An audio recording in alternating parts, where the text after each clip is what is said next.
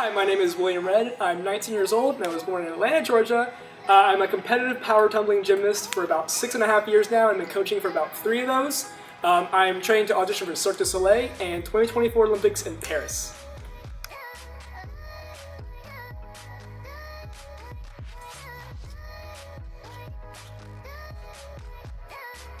I first started tumbling around the winter of 2012 when I was 12 years old.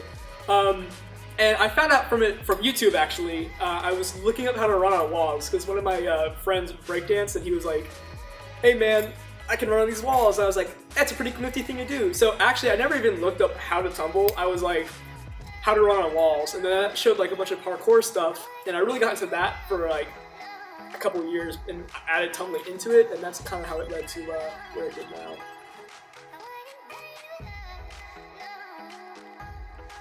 So I first started learning how to tumble in my backyard actually. I have never ever taken a gymnastics class. I have never ever had a coach. I used, if YouTube counts, I have. But pretty much I learned in my backyard. Took the couch cushions off my mom's couch and brought them outside and started doing flips off the electrical box. But from there, that's pretty much it. I learned by myself outside. I actually never stepped foot into a gymnastics gym until about 3.5 years into me learning how to tumble.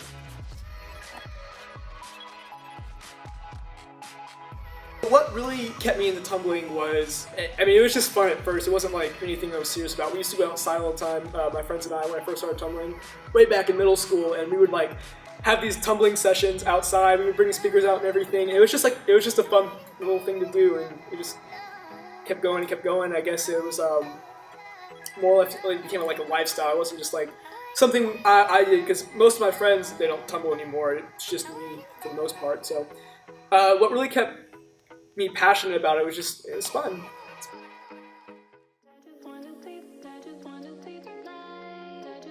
With training in gymnastics, it's such a tedious sport, and working in a gym, I'm pretty much working in the gym Monday through Thursday, Saturday and Sunday, more often than not. So to maintain any sort of like social life, I really had to michael down my Vincents and like focus on what I want to do. But I mean, more or less is awful, to be 100% honest with you. Trying to maintain a professional athletic career along with a pretty much full-time job and school and social life kind of sucks. But I mean, it's the long-term goal, it's worth it. So.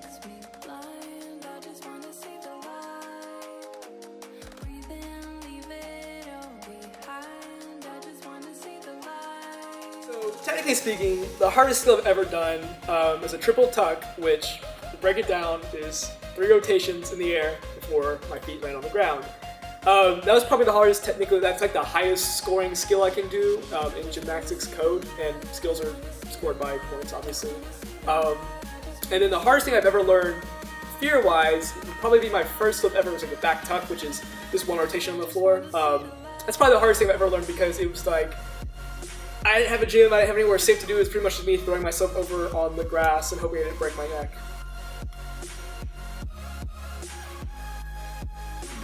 Well, for power tumbling, competitions generally are a little bit more sporadic. They're not as frequent as a lot of sports. Like, you know, with football, you'll have games like every weekend or every other weekend. I don't miss ball sports, I don't really know. But for power tumbling, we generally start. We have a state competition towards the end of May, and we have nationals towards the beginning of June. And nationals can be anywhere all over the country. And then we have worlds, which is towards the end of the summer, like July-ish, which is obviously a worldwide competition. Like last year it was in Denmark. This year, I think it's somewhere in Germany, but I'm not 100% sure. But preparation for that is year-round. There's pretty much no break. We start as soon as national starts. We generally train new passes. We work our old routines to make them a little bit better or cleaner, and that we often do that throughout the season as well. We'll change our passes depending on who we're competing against.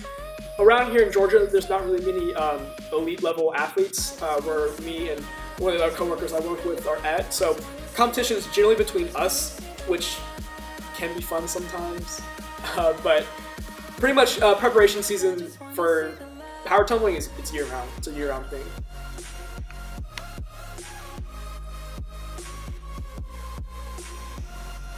So the competitions in power tumbling, in power tumbling, there's 3 events. Double wing trampoline, which is, if you know what vault looks like, it's trampoline vault, pretty much. Trampoline, which is what it sounds like, trampoline, it's an Olympic sport. And then rod floor. And rod floors, I specialize in that. I don't mess with trampolines, don't like them, don't trust them, don't touch them. They usually work, the elite athletes, for some reason, for some god-awful reason, start like 7 in the morning. So competitions days, we usually get to the center around 5:40 in the morning. And it's really laid back. It's one of the most laid back sports I've ever seen in my life. You get like 10 warm-up passes, which is a lot in gymnastics, to do whatever skills you want to on the floor. And if you're an elite athlete, you can actually come in the day before and try out the floor to make sure you're not going to die on it or whatever. And then throughout the day, other teams go, or other athletes go. So once you go, it really takes maybe 5-10 minutes for you to compete on one event.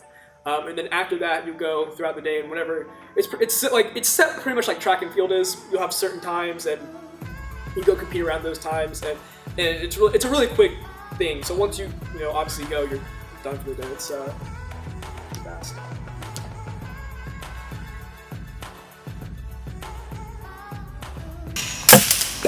Are you recording? No. Bloopers? Yes, I do have bloopers though. You zoom in on this. Bam! Alright, we're good to go. Alright. Well,